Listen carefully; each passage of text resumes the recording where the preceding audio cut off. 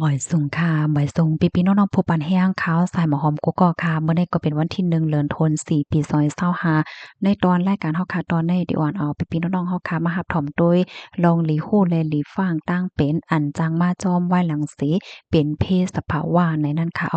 เมื่อวานนี้ค่ะก็เลยมีตื้อตั้งค่ะเนาะอบจอมผู้อันมีโตทบลองจอยเทียมมือปานนากิสนั่นเนี่ยค่ะเขาเนี่ยก็เลยแนะนำว่า ลองป้ายอยู่หลีเนี่ยก็เป็นลองที่อันหลีฟังเหมือนกันจังไหนค่ะเพราะว่าเป็นเพศจังไหนยาวค่ะเนาะก้อนวันก้นเมืองหมังจื้ออันอยู่ในปื้นที่อันเป็นเพศนั่นเนี่ยก็แลเงื่องกว่าอยู่ที่อันที่รอดเพศกำนั้นแลลองอยู่ลองกินลองเฮ็ดกินว่าซังว่าจังไหนก็มันก็เหมือนเมออยู่ที่หอที่เฮิรนตัวเจ้าเก่าเฮ็ดจังไหนเสนแลกำนั้นให้แลฟังป้าลองตั้งกินตั้งย่ำเข้าใจกินตั้งกินตั้งย่ำมักไม่มักดอกอันหมดใสป้าเจ็มนำแหละเจ้าในเฮ็ดให้ค่ะเพราะว่าเฮาคากินยา อำมดใส่ว่าเจ้าในเพราะว่าไหนอำสางถูกกอเตจังเฮ็ดให้เฮาคันนั้นเป็นตั้งเป็นต้องค่ะเนาะปยก็มันเตจังติดจับกันกว่าไหลเฮ็ดไหนค่ะเลอเส้นนั่นไหนก็ให้แลสติป้านำกินนำใจนำห้องนำหมอดีอันเฮาคาใจตื้ออยู่เจิ้นนั่นไหนค่ะก็เพราะว่านำในมันก็สำลุกมาใต้ลิ้นเนาะห้ามเป็นแผ่นดินไหวอิงสั่นในเฮแลนำอันเฮาคากินอยู่นั่นรู้จ่องมันสำรสเพ5เลยจังไหนก็ ไฮไลท์สตรีป้าเนี่ยค่ะเพราะว่าเป็นปื้นตีอันเจ้าหน้าที่ภูมิพลพรฝ่ายจอยเทียมเขาเข้าถึงนั่นแต่ก็แน่นอนค่ะเนาะเปิ้นก็ได้ตุ้ยปันยาก็เปิ้นได้มียามันจั่งหนังว่าจอยเฮ็ดให้น้ำมดใส่ห้าวสังห้าเฮ็ดให้นั่นค่ะนะก้อยกาว่าสังว่าอันปื้นตีที่เจ้าหน้าที่เขาเข้าถึงห้าวสังห้าแล้วจังไหนก็ไฮไลท์สตรีป้าเกี่ยวกับเลยลองการกินน้ำในค่ะเนาะเพราะเฮาบ่ฮู้ว่าเฮาได้เลยเฮ็ดจังหือเอาเนาะเนี่ยก็ เอาน้ำมาต้มให้กินเนี่ยก็ว่นว่าเตเตอร์รอดเพอยู่เฮือเนี่ยค่ะเนาะได้เดก็เป็นตาหันถึงปอดอนตอนหนึ่งกุ้ยเฮ็ดให้ค่ะอันไขลาได้ก็ไขปันตั้งไขใจว่าสติป้าลองนำค่ะเนาะนำหมอนำห้องนำกูเจ้อๆเหย้าเฮ็ดให้ค่ะเฮ็ดแลตั้งเป็นอันจังมาจ้อมค่ะเนาะมานั่งหรือสิว่าอันเฮาคากินกว่าเตเลยฟังเหย้าค่ะเนาะเพราะว่าเฮาคากว่าเตอกว่าเตานำในก็มันเตเฮ็ดให้เฮาค่ะนั้นเป็นตีนหอเพราะว่าเฮาคาตื้อนำให้มาย้ายหน้าย้ายตาก็จังเป็นตาแลง ตาเจ็บไหล่เฮ็ดให้กำนั้นแลนำในก็เพราะว่าเฮาค่ะมั่นใจว่ามันหมดไสเนี่ยอย่าเปียกกว่าตื้อในก็เตลีเหย้าเนี่ยค่ะก็เปอแผ่นดินไหวค่ะเนาะแน่นอนค่ะก้นหมัดเจ็บว่าก้นรู้สึกว่าสังว่าจังได๋ก็มันมีค่ะนะเพราะว่าฝนตกลงมาเที่ยงเนี่ยก็ยิ่งแค่นลงว่าเฮือเหย้าค่ะเนาะนำในมันเตเป็นน้ำห้วยหังกว่าจังได๋ค่ะ กำในข้อที่2ไฮไลท์สตีเกี่ยวกับไปลองแมงหน่อยค่ะเพราะว่าเป็นเพศสภาวะเหย้าค่ะเนาะเฮาค่ะเนี่ยก็กว่าอยู่บางที่มังตั้งค่ะเนาะมันใจที่หอที่เฮือนเหย้านี่แหละที่เฮาค่ะกว่าอยู่นั่นค่ะจังมันมีแมงอันมีกล้องจังคบจังหางห้าแหละจังได๋ค่ะในก็ไฮไลท์สตีป้าค่ะเนาะบ่ว่าจะเป็นงูอะแมงกลงออะแมงจะลางว่ะยุงว่ะสังว่าเจ้าไหนเฮ็ดให้ค่ะเพราะว่ายุงเนี่ยมันคบก้นหนึ่งเหี่ยวก็เป็นตั้งเป็น ไข้เลือดออกตั้งเป็นนาวเลือดออกยาวค่ะเนาะก็ในเป็นยาวมันครบก้นในยาวกับครบแทงก้องยาวกับแทงก้องเนี่ยมันจังเฮ็ดให้ตั้งเป็นในแผลไหลมันติดจับกันไหลค่ะเนาะตั้งเป็นยุงอันมาจอมยุงได้ตั้งเป็นนาวเลือดออกว่าตั้งเป็นมาลาเรียว่าสังว่าเจ้าไหนมันจังติดจับกันกำนั้นแหละสติอย่าไปปันยุงคบเนี่ยค่ะเพราะว่าพี่น้องค่ะที่มีลูกอ่อนเนี่ยก็ยิงแค่หนุนเลยเด้อฟังสติค่ะมื้อเหลียวก็ซ้ำเป็นดีเด็กข้าวๆฝนให้ไหนแลยุงก็ยิงแค่นเหลิงเนี่ยค่ะกำในที่3ค่ะไฮไลต์สตีตั้งเป็นอันมาจอมขับโตก้นค่ะเนาะเพราะว่าปื้นตีที่อันมีก้นอันรูดเซ็งสายใจ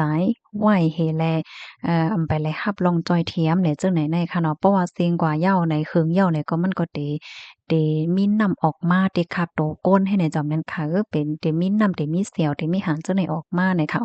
อันจังไหนก็เหมือนกันเนี่ยค่ะเพราะว่ามีลองเก็ดกังว่าสังว่าจังไหนก็มันก็จังเฮ็ดให้เป็นตั้งเป็นแผลลามที่จับกันไหลเหมือนกันเฮ็ดให้ลองได้แต่ก็ละลายฝ่ายในเปิ้นก็ไม่ใจอยู่นั่นน่ะเนาะมันทำให้มีตั้งเป็นอีหังละลายหลานไหนเนาะตั้งเป็นมะเมี่ยวได้ก็มันอยู่ในตัวก้นก็ป้อครึ่งสังค่ะเนาะมันก็หาหลายกว่าเฮ็ดจังไหนมันก็จังกว่าแพร่จับหมางก่อเฮ็ดไหนค่ะนะอ้อ เฮียงในจื้อแมงหมางมิ้วจื้อแมงกำปั้นนำคาที่อยู่ในตัวก้นมนุษย์สหก้นที่อันรู้สึกสายใจกว่าย้อนนั้นอำเพิงกาหือในเอาก้อยกาว่าเพราะว่าเป็นตั้งเป็นหยังก็ HIV ได้ก็มันติอยู่ไหลถึง6วันไหนวะ อืมก็เปิ้นนั้นแหละก็ไฮไลต์สติเป้า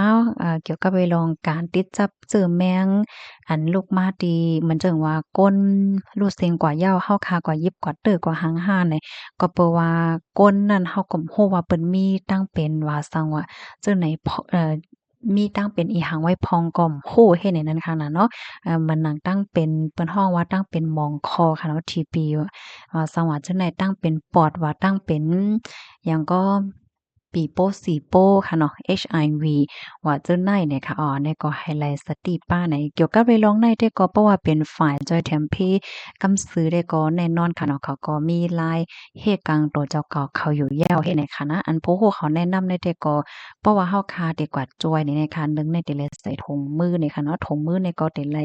ใส่ให้มันปอแต่ละว่าจังเหือหนังหือสังเต็มจางเขาจู้มือเขาขาดไหล่เนี่ยค่ะเอาที่2เนี่ยก็ใส่ผ้าต้มโซบปิ้งนะคะปิกตาต้มโซบนั่นค่ะน่ะเนาะ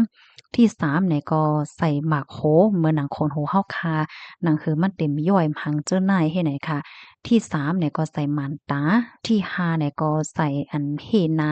เขาฮ้องว่า Max and 95นั่นค่ะนะที่6เนี่ยก็ใส่เสื้อเฮนำค่ะมันจังว่าเสื้อพลาสติกความใต้เฮาฮอดเสื้อผ้ายางนั่นน่ะเนาะที่6เนี่ยก็ใส่ซอกดินอดลงเฮ็ดให้ค่ะให้มันบ่มีสิทธิ์ให้มันบ่เหมือนเจิงว่าตั้งเป็นว่าหังว่าจั่งใดมันจังเข้าจู่ตัวเจ้าเก่าไล่เนี่ยค่ะนะอันเปิ้นฮ้องป๊อดๆแต่ก็เสื้อโค PPE นั่นน่ะเนาะไฮไลต์นุ่งโคจึงนั้นเนี่ยค่ะก็นั้นแลก็นั้นแลให้แลฟังสติกันป้าเกี่ยวกับไปลองจื้นได้เฮ็ดไหนอ้อ อ๋อค่ะข้อมูลอันนี้ก็ค่ะเลยเปิงเอียวมาดีกรมควบคุมโรคออกไว้เนี่ยค่ะเอาย้ำย้ำว่าเดี๋ยวจังเป็นพ่อนดีดอนตัดพี่น้องค่ะอยู่นะคะกำนันแลภายไลดีเลยรับถอมข่าวเงาตอนในยกแค่นรอใจกันสืบเปิ้นแพร่แชร์กว่าเสกับนะคะก็ไม่ใจถึงพี่น้องเฮาค่ะเนาะอันที่มันจำโตแห้งหนาในแต่ก็1ค่ะเนาะตั้งกินตั้งย่ำนำกินนำใจยกก็ยุ่งอย่าไปปันยุ่งคบเพราะว่าคบเหย้าเป็นเหย้าไหน มันจังจับกันไข้เลือดออกว่ามาลาเรียว่าเจอหน้าเฮ็ดให้นั้นขนาดเสเลยเพราะว่าเฮาคาเดกว่าตื่นนำกว่ายิบซังชิงเนี่ยก็ให้เลยสติป้าเฮ็ดให้ออกไก่เพให้จังเลยไว้เพไว้ก่อนค่ะเนาะออกข่าวมาใจถึงพี่น้องค่ะกูก็ค่ะอยู่ที่ในเสและย้อนสู้ปันให้พี่น้องเฮากูก็อยู่เลยกินหวานรอดเพกันเสกามค่ะสำหรับผู้ฮู้เฮาค่ะพี่น้องค่ะใครเพิ่มเติมข้อมูลก็เพิ่มเติมมาเลยอยู่ค่ะนะยินจมใหญ่นำค่ะหมายทรงค่ะ